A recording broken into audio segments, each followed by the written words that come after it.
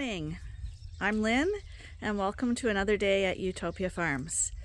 Today I had a viewer ask me to talk about Dorper sheep, particularly since we just did a video on shearing, because Dorpers and Katahdins are a hair sheep, and I did used to have them in the past, so he wanted to know what my opinion was on those two breeds, and especially in relationship to the shearing aspect and stuff like that, because with a hair sheep they shed their wool and you don't have to shear them. So I thought, sure, I'll do that. So we'll talk about that today, but for now let's go inside and get started. So I'm in the barn with the newly shorn Dorsets here, and as you can see, it's quite an ordeal to shear sheep.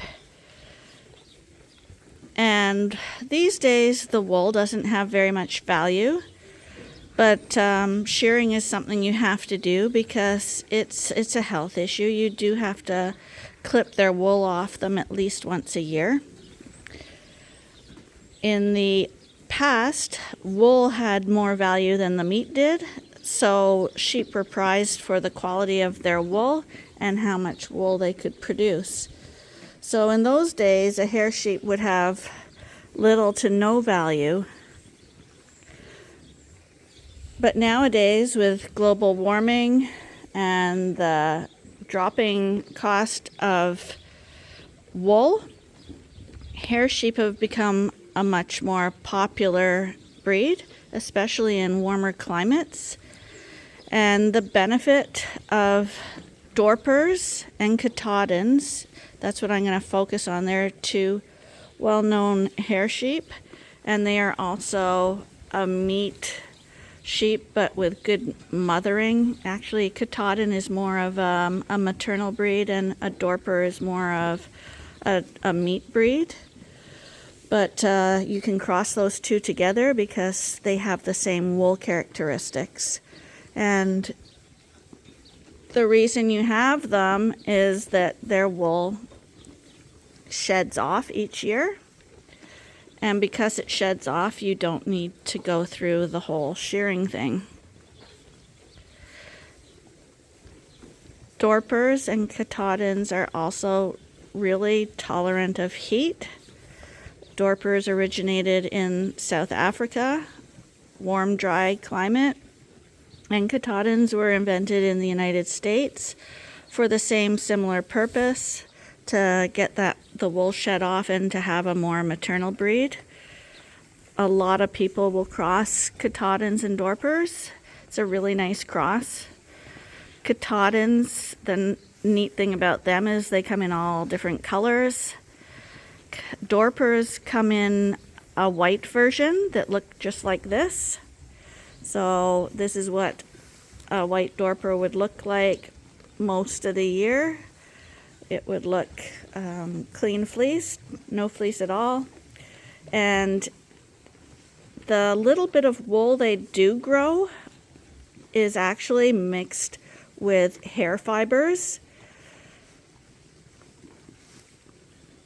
The other type of Dorper that they have, which is the original Dorper, I believe, is the black-headed Dorper. So they look like a sheared-off Suffolk.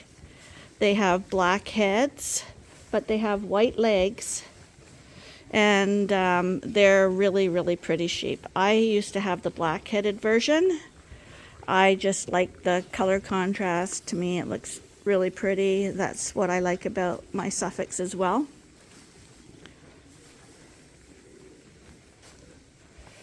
Another thing people like about the hair sheep is that they share a lot more characteristics of a goat, in that instead of being grazers, which sheep are, meaning that they munch on grasses all day long, Dorpers and Katahdins are more browsers, and that's what goats are as well. Meaning that they'll eat just about anything that's growing, from tree leaves and weeds and grasses, like you name it, they'll eat it. So that's why they're a little more suitable to drought conditions because they can still forage for food by eating weeds and any scrub brush and stuff that's around, whereas a sheep would starve in those conditions. The problem with the black-headed Dorpers, if you are in the registered Dorpers, is that you get judged for the coloration. So they have a lot of rules on where that black can appear and where it can't. And if you're showing them, you will be docked if the color doesn't meet standard. So like with the Suffolk there, she's got a black head, black legs, and it's pretty consistent. They all look like that. But with Dorpers, they would have white legs and that black head. And if that was the Dorper, those head markings would be correct for a Dorper sheep. But with Dorpers, that black head can go down their neck, and it can even go onto the body a bit or down the front chest, and you will get docked if it goes past their shoulders, I believe it is. And same with the white hair on their back. It can oftentimes progress over to the poll, and they accept that, but if it passes over the poll and into the forehead, you see it from the front, you'll get docked for that as well. And also Dorpers get an extra bonus point, the black-headed ones, if when you flip them over and look at their udders, they like the nipple area to be black as well. You'll get extra points for that. And the reason they give for that is they say that the lambs can find the teat easier. I'm guessing they can find it whether it's black or white or purple, but that's the reasoning behind that. And also they like them to have a black vulva area. So those are things you get bonuses for, and the points will vary if you're in a Dorper class based on that.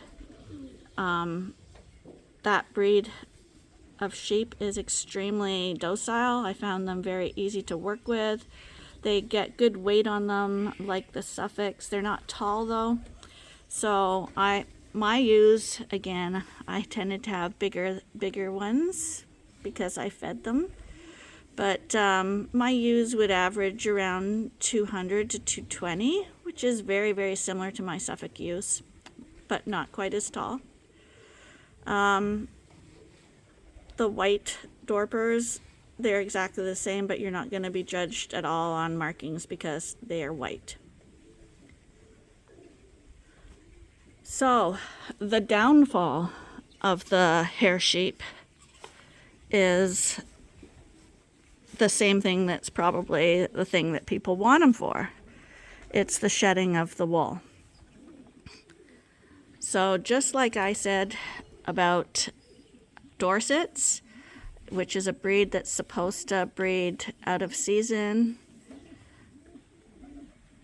if that's what the breed standard says they should do, they should all be able to do it. Likewise, the hair breeds are supposed to shed their wool. And not all of them do. And oftentimes you'll end up shearing your Dorpers.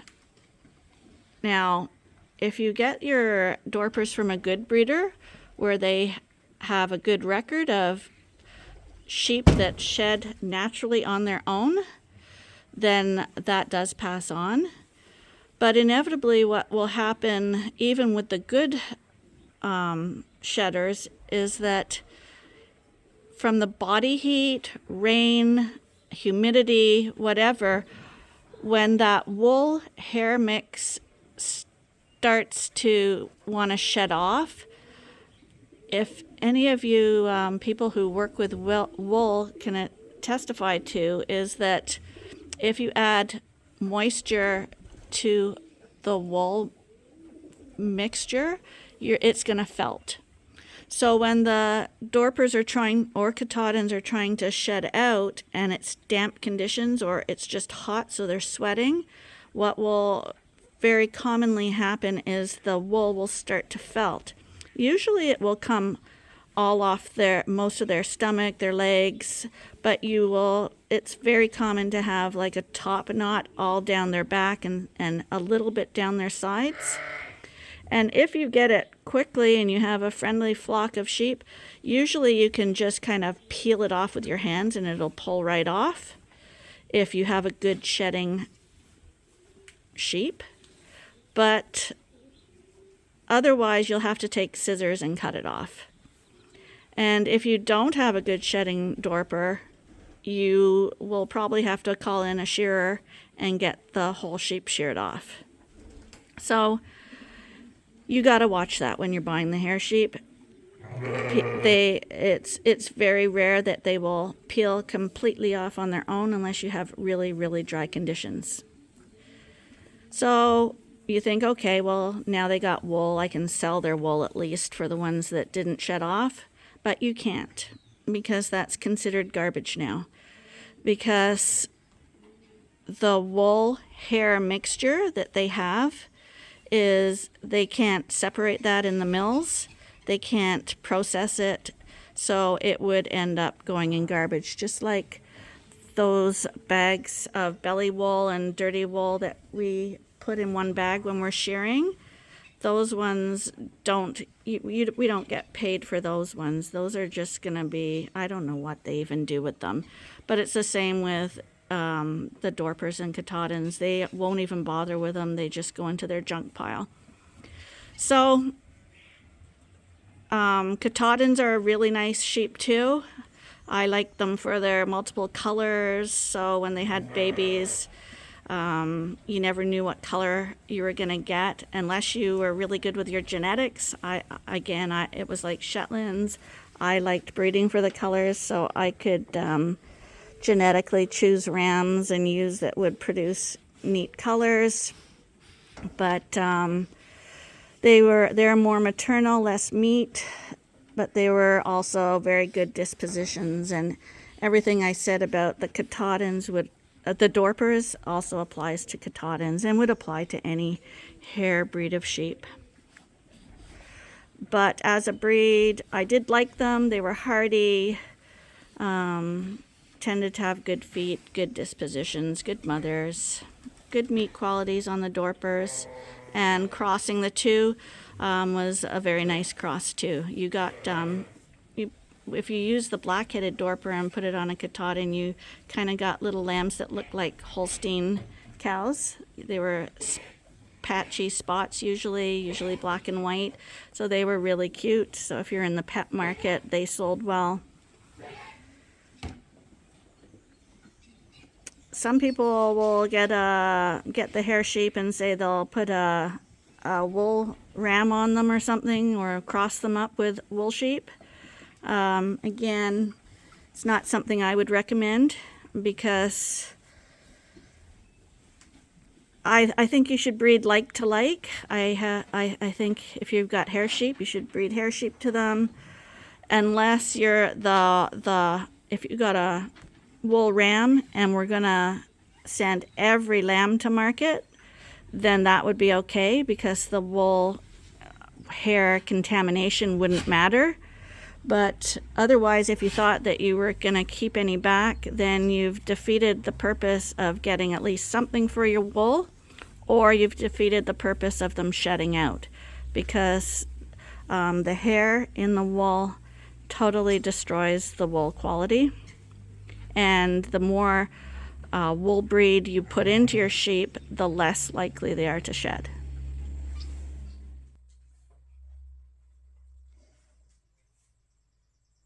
Those were some of my Dorper sheep when I took them to the Royal Fair. And they were the winning flock there, I'm happy to say. And here's a few more. So this would be what a Dorper ram would look like, the black-headed version.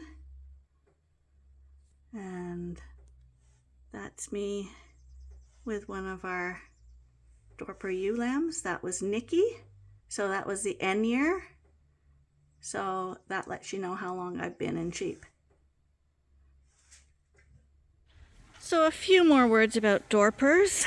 Another thing Dorpers, Katahdins, hair sheep are known for, I think it's all the hair breeds, but I'm not sure. I know for sure Dorpers, is that they're known to be parasite resistant. So I can definitely say that I had very few problems with my Dorpers. They were extremely hardy, never seemed to get sick. However, I only had about 100 of them, and we rotated the pastures and stuff.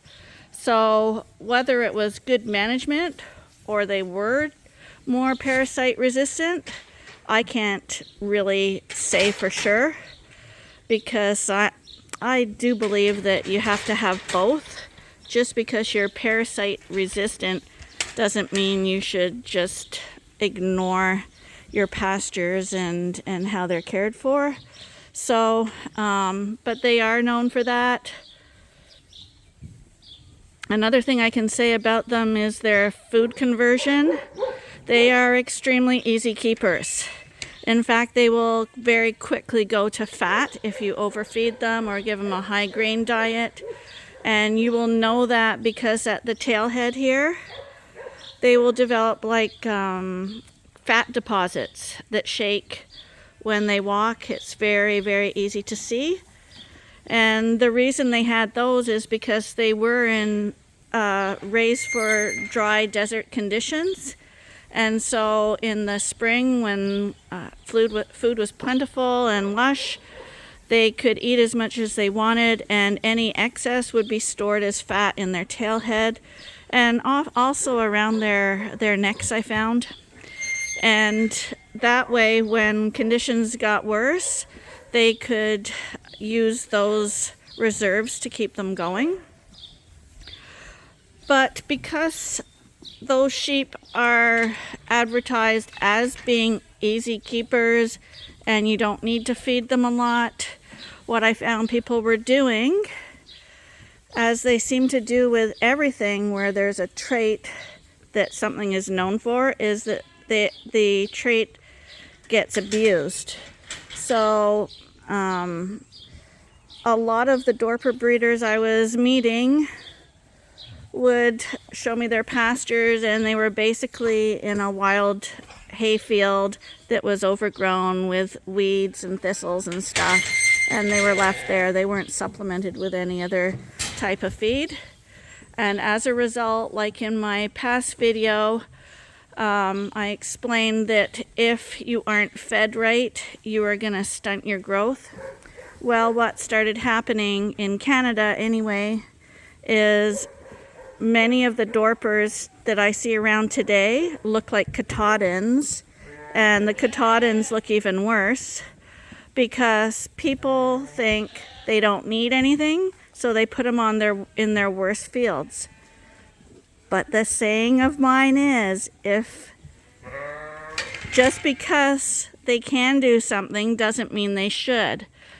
These sheep are developed to go through hard times and come out the other end looking okay, but they are not meant to survive that way. Nobody's meant to survive in starvation mode. So, yeah, I find that breed has gone radically downhill. And I feel the same thing has happened to the Rito breed. You'll find that the Rito breeders are having more and more quadruples and quintuplets, and they're selecting ewes that have them, and they're holding back ewe lambs from them so that they keep getting more and more multiples. And as a result, that breed is getting smaller and smaller and finer. Yeah, it's not my philosophy. I don't like it. It's impractical to me. But if you feed your sheep Dorpers right, they will go on to be a beautiful meat sheep. An extremely easy keeper. Like I said, you don't have to feed them a lot of grain, if any, only maybe during lambing season. And they should do really well for you. I think I've touched on just about everything with them. I know we have a follower, Sabrina Belinsky. Excuse me if I say the name wrong. She's a Dorper breeder in Canada, and I look at her pictures and videos and stuff on Instagram, and from what I can see, her Dorpers look like how my Dorpers look. So I'm guessing she feeds them, she looks after them, and it looks like they're shedding out and stuff like that. So if she thinks I've missed anything, please feel free to add something else, Sabrina, in the comments, because as I walk around doing chores, I'm likely to have missed something. Yeah, so I guess along that line, if you have really poor pastures, sure, put your Dorpers out there to graze on it, but don't leave them out there. Rotate it so they're not getting parasites, and rotate it so that they're going into a field that has more nourishment, because you want these sheep to last and perform for you for a long time. You don't want to diminish them. So, and those pastures are also gonna make them really prone to getting parasites. So work with them with their parasite resistance. Don't challenge them, and yeah, don't challenge them. Do the best by your animals. Here I am with Lambert. You might not have noticed Lambert for the past few days because Lambert isn't needy anymore. He does like to have his pets if I'm here, but he's very well adjusted in here now. He's running the roost as he was in the other barn and doing really well. So of course he loves his loving, because who doesn't love to be loved? But I was trying to show him to our neighbors the other day, and he wouldn't run up because he was too busy playing with the other boys. So he's well adjusted. The first couple of days he just needed some reassurance that everything was okay and that he wasn't going to be abandoned here and have a miserable life. So, gonna go eat now, Lambert? I think so, because you're a lovely boy. So, hope that video was a little bit helpful to people thinking about getting into hair sheep or wanting to know the difference between hair sheep and wool sheep. But I'm gonna call that a day. We've got errands to do in town, and tomorrow we're gonna be sorting all those ewe lambs. So please join us tomorrow, and until then, bye for now.